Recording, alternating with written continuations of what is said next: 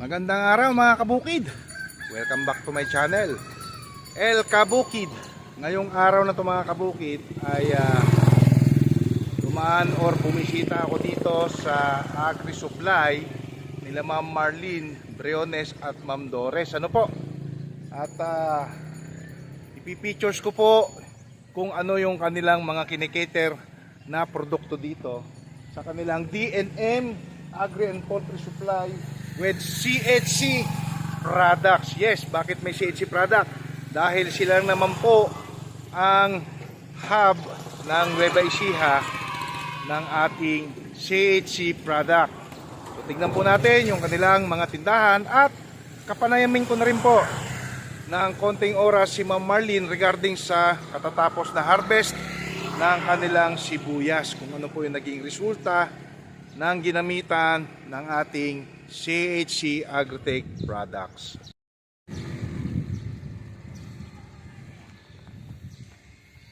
Hello ma'am. Good morning, 10:46 in the morning. Hello, good morning ma'am. Nakakatuwa naman ngayon itong iyong bagong libangan. Ayan, no? Meron tayong tarpaulin ng ating CHC Agritech product, no? And then sinamahan na po ni ma'am ng mga agri-supply products, no, ng iba't ibang mga kumpanya. Pero anyway, mag-uusap po muna kami ni Ma'am Marlene. Hello ma'am. Hello po, Kumusta po kayo? Mabuti po sa biyaya ng Panginoon. Ayun. Nakailan po tayo, buriki, doon sa inyong na-harvest? Doon po sa pula sir na huling na i-vlog nyo ay Oo. umabot po sa 347 po yung area ng 0.5. Wow, kalahating ektarya. 347. Yes po, kasama Red po bag? pickles. Yes po. Bukod pa yung puti. Yes po sir. Yung puti, nakailan po tayo doon? Naka 61 bags po. 61 bags sa area na 2 po. Kasi kabuuan po Two- nun is 0.7. 2,000 square meter. Yes po. 61. Wow, congrats ano. Yun po ma'am ay ginamitan natin ang ating product. Yes po.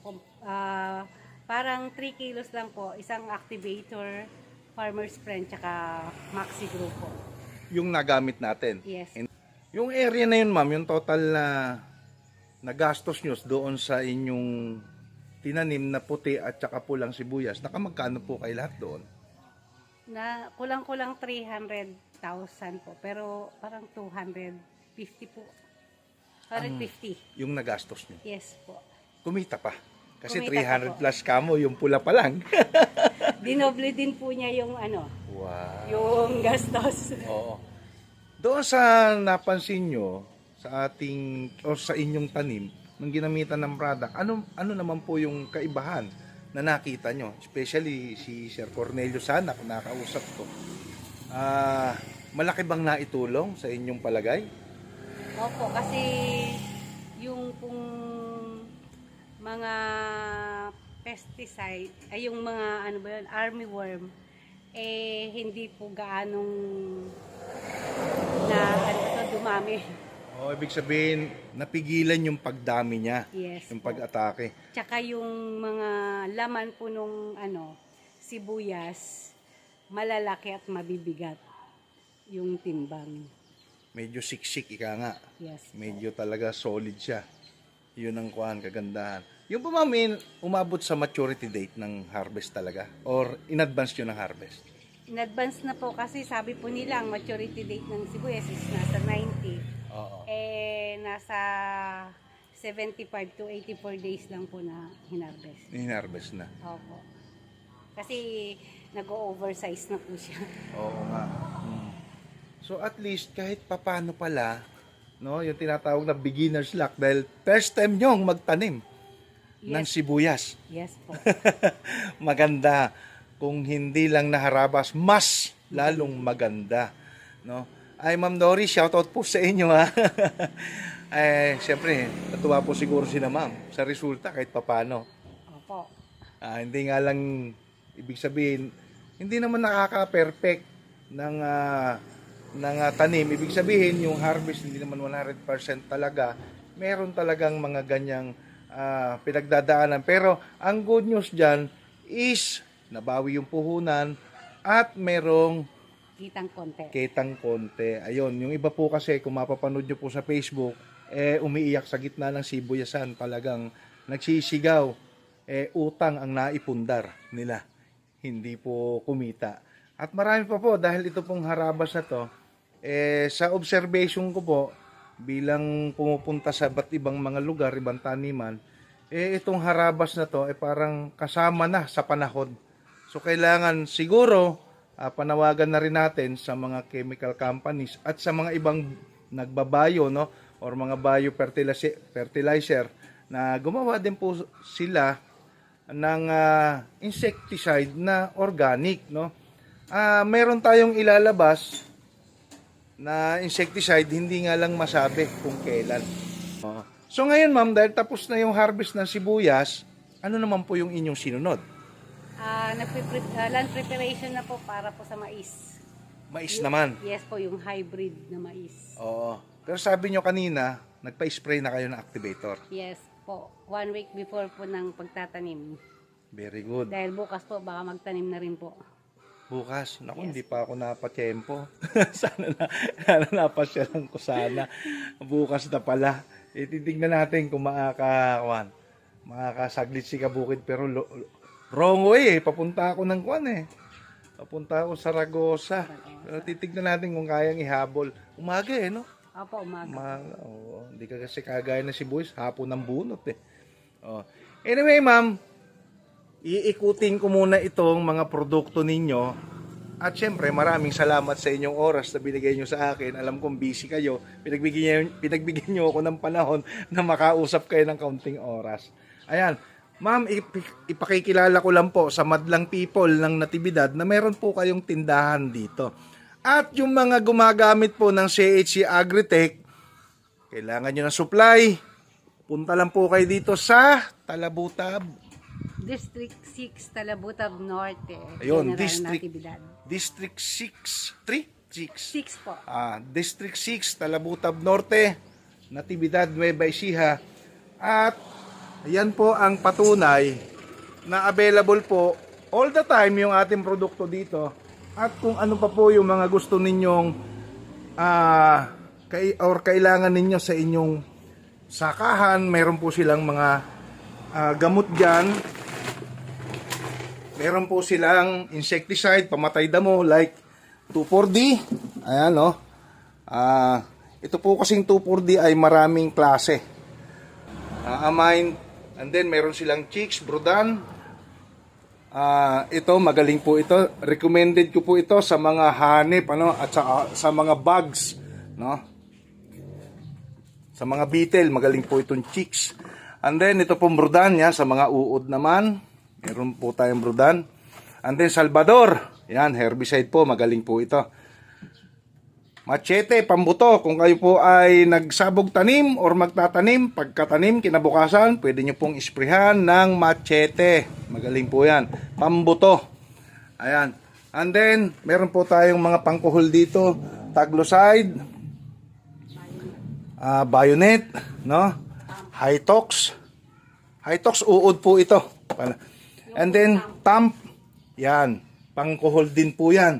And then, Hitox, pang-uod po ito. Ayan. Pwede nyo pong pagsamahin to, si Brudan at saka si Hitox. Kasi meron po silang mga component na sa isa't isa na wala. Halimbawa, meron dito kay Brudan, ay kay Hitox, na wala naman si Brudan. So, pwede nyo pong paghaluin yan. And then, meron din po tayong advanced herbicide. Meron po si ma'am na 500 ml and 1 liter. O, mga panghanip din po. Musong kabayo. Perfect tayo naman. O, penant. Para sa mga paru-paro. Magaling po yan. Gawa ng buyer. Sibus, panguod din po. At yung bago ng Gold Rush. Dati, naglabas po sila gold lang. Ngayon, Gold Rush na. At syempre, yung ating mga product na CHC Agritech product, probiotics. Speaking of probiotics, shoutout kay Sir Bert Canlog na patuloy na nagsisend sa akin ng mga videos resulta ng paggamit niya ng probiotics sa kanyang mga alagang broilers dyan sa General Santos City. Shoutout sa'yo, Robert. And then, activator para sa land preparation, Farmer's Friend, and then Maxigro. At mayroon din po siyang mga pangmanok dito. Na, sa mga sisiw, baby stag booster, Thunderbird, no? Ayan. Triple Bisa, sabi dito. And then, meron din silang Enertone. So, pang-stag na po ito. Pampanabong na. At, meron, ayan, si Roundup, pandamo. No? And then, meron din silang pang 1 galon na Roundup. Ayan. Regent, magaling din po ito. Herbicide. Piancor, pampalay. Herbicide din po yan. So, nandito po ang mga damo. Klase ng damo na kaya niyang i-control. Ayan. Sa mga katanungan, pwede po kayong tumawag. Mamaya ipa-plus ko po yung number ko dyan. Kung kayo may katanungan, pwede po kayong tawag sa number na ilalagay ko dyan sa video. Ayan, hit. Pangkuhol din po yan. Okay? So, marami pa pong iba. And then, ayan, may dextrose powder pa si ma'am. Para sa init, tatag ng resistensya ng inyong mga alaga. Meron din po siyang ammonium, amusol, no? Markang bulaklak. Ayan po. And then may swire din po siya. Triple 14 po yung swire niya. Ayan, 2100 plus 24. Yun yung amusol niya. Gamit din po ito sa lahat ng klaseng halaman. Matagal na po ito, markang bulaklak. No? 1970s pa. And then, may mga feeds. Ito, may fertilizer. Ibang brand naman po ito. Atlas naman po ito. Super Grow. No? 1620. Ammonium sulfate. And then, pagkatapos niyan, meron din po si ma'am na concentrate. Hagibis. No? O, kaya lang, patay na si Sunny Parson. Ayan na. At mga duck pellet, baliktad lang po pagkakasulat. Pang itik. Yan. At yan, si Ma'am Marlene po yan. Nag-a-assist sa akin. At syempre, kung kayo mahilig sa alagang pusa, ayan, no? Cuties cats. Mabibili din po yan dito sa D&M Agri Supply. Ayan. Oh, pambaboy naman to. Grower, bimig, gawa ng bimig. And then, sari manok. Pang-itik din. At yung sedsi feeds. From pang-cattle, no? Pambaka. Concentrate. At ito namang isa. Ramsol, cattle seed, cattle feed, and pellets. Pwede rin po ito sa kalabaw, di ba ma'am? And then, ito, pang-kambing naman. Goat, grower, concentrates. Ayan, no? Ito po Top sir, breed. sa lahat. Yung feeds na yan, sa lahat ng Sa lahat. kumakain ng damo. Ito. Yeah. Ba, okay Rabbit, Yan. Pwede daw po ito sa lahat, sabi ni ma'am. Pang lahat ng kumakain ng damo. Itong sedsi feeds na pang cattle grower lang nakalagay dyan, pero pwede siya sa lahat. opo. Okay.